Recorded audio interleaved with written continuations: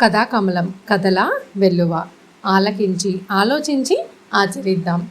మరి June 14, 2026, it's a big wow Sunday కదా. Today is World Blood Donor Day. The day was established by WHO, that is World Health Organization, to raise awareness about the need for safe blood and to thank voluntary unpaid donors. One drop of human blood, give blood, save lives. This is the tagline of 2026 Blood Donor Day. There is no substitute for human blood. కదా, మానవ రక్తాన్ని replace చేసే వేరే ఒక liquid ఏది లేదు. అందుకే మనము రక్తదానం కంపల్సరీగా చేయాలి. మీలో ఎవరైనా రక్తదానం ఎప్పుడైనా చేశారా? చేస్తే కథాకమలంతో కామెంట్ బాక్స్లో మాట్లాడదాం. ఎందుకంటే నేను చేశాను. Like I have done 3-4 times. I was very happy at that moment కదా. ఎందుకంటే మన హ్యూమన్ బాడీలో, if you know the process, for every 3 months blood RBCs get destroyed, అంటే రీఫార్మేషన్ జరుగుతుంది అన్నమాట. కొత్త ఎర్ర రక్త కణాలు మళ్ళీ కొత్తగా ఫామ్ అవుతూ ఉంటాయి. సో అవి మన బ్లడ్లో చనిపోవడం, అంటే మన బాడీలో చనిపోవడం కంటే we can donate to some others who are really in need. So అలాంటి పని చేయడం, అలాంటి దానం కన్నా ఇంకే దానం కూడా గొప్ప కాదు. సో వీలైనంత వరకు రక్తదానం చేయగల అర్హత ఉన్నవాళ్ళు, వయసు ఉన్న వాళ్ళందరూ కూడా లైఫ్లో at least once we have to donate blood. మరి ఇవాళ నుంచి మనం నీతి కథలు స్టార్ట్ చేసుకుందాం. ఇప్పుడు నీతి కథ, ఎందుకంటే కథ అంటేనే నీతి. మరి ఈ నీతి కథలతో పాటు రోజు కూడా ఒక చిట్టి పొట్టి అభినయ గేయం కూడా చెప్పుకుందామర్రా. ఎందుకంటే కొంచెం సరదాగా ఉంటుంది, రైట్? మరి ఈనాటి అభినయ గేయం, గంటలు చెప్పే గడియారాన్ని టైం ఎంతో మీకు చెప్తానండి, 3 ముళ్ళు ఉంటాయండి, 12 అంకులు నాలో ఉంటాయండి, చిన్న ముళ్ళును నేనేనండి, గంటలను నేను చెబుతానండి, పెద్ద ముళ్ళును నేనేనండి, నిమిషాలను చెబుతానండి, సన్న ముళ్ళును నేనేనండి, సెకనులు నేను చెబుతానండి, టిక్ టిక్ అని నేనే చెప్తానండి, ట్రింగ్ ట్రింగ్ అని పాడతానండి, ఇంట్లో ఉంటా, బజార్లో ఉంటా, గోడకు ఉంటా, చేతికి ఉంటా, ఇందుగలడందు లేడని సందేహం వలదండి, అన్నిటా ఉంటానండి, నేనేనండి మీ గడియారాన్ని. అందుకే సమయాన్ని వృధా చేయకూడదు కదా. ఎందుకంటే సమయాన్ని మించిన విలువైన వస్తువు కాదు, విలువైనది ఏది కూడా మన లైఫ్లో లేదు. మరి కథలోకి వెళ్ళిపోతే, సింహం చిట్టెలుక. ఒక పెద్ద అడవిలో ఒక సింహం ఉన్నదంట. ఆ అడవిలోనే చెట్టు కింద ఒక చిట్టి ఎలుక కూడా నివసిస్తూ ఉండేదట. ఒకనాడు సింహం జంతువులను వేటాడి అలసి చెట్టు కింద పడుకుని ఉండగా పక్కనే ఉన్న కన్నంలో నుండి చిట్టు ఎలుక అటు ఇటు పరిగెడుతూ ఆ సింహం కాలుకు తగిలిందంట.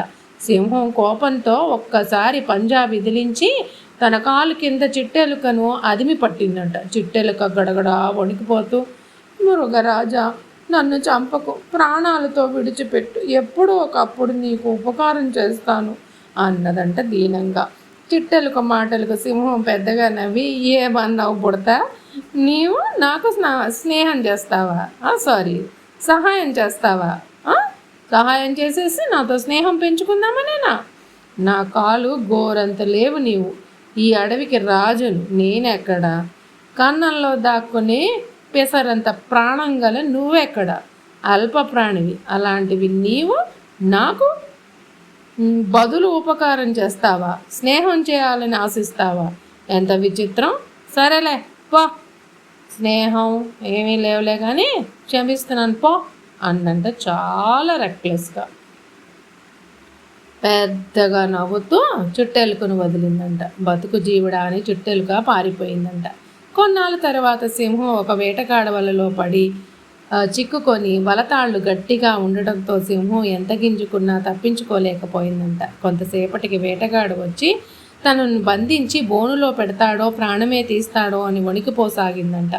వేటగాడు నీళ్లు తాగటానికి వెళ్ళిన సమయంలో అటువైపు ఇటువైపు చూస్తూ ఉండగా అటు ఇటు తిరుగుతున్న చిట్టెలుక సింహం దుస్థితి చూసిందంట. కానీ సింహం దగ్గరికి వెళ్తే ఏమంటుందోనని సింహం కోసం వేచి చూస్తుందంట, అంటే పిలుస్తుందా లేదో అని. అయినా కూడా చిట్టెలకే పలకరించిందంట. అయ్యో పాపం అని జాలిపడి వలతాళ్ళన్నిటినీ తన వాడి దంతాలతో గబగబా కొరికేసిందంట. అది చూసి సింహం ఆశ్చర్యపోయి ఎంతో సంతోషించిందంట కూడా. వలతాళ్ళు కొరకటంతో సింహం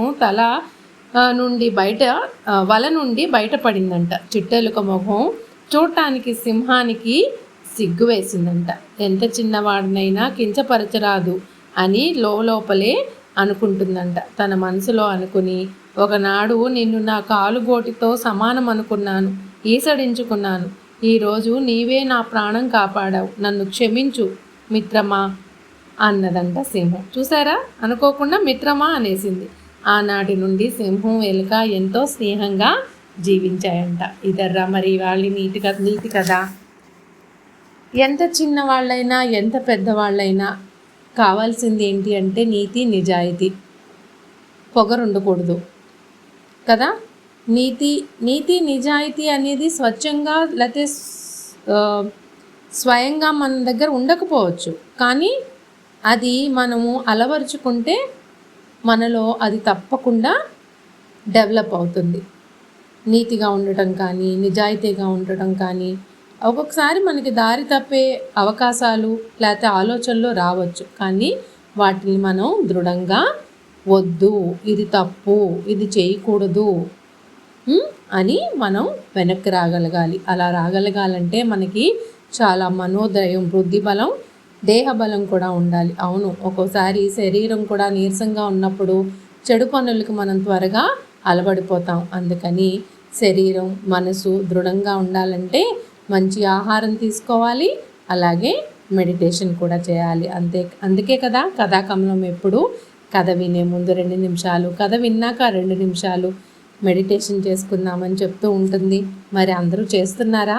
నేనైతే చేస్తున్నాను మరి. ఎందుకంటే మనం బాగుంటేనే కదా మన చుట్టూ వారు కూడా బాగుంటారు. అందరూ బాగుంటే మనం కూడా బాగుంటాం. మరి సర్వే జనా సుఖినో భవంతు, లోకా సంస్థాం సుఖినో భవంతు. జై హింద్. ఉంటాను మరి.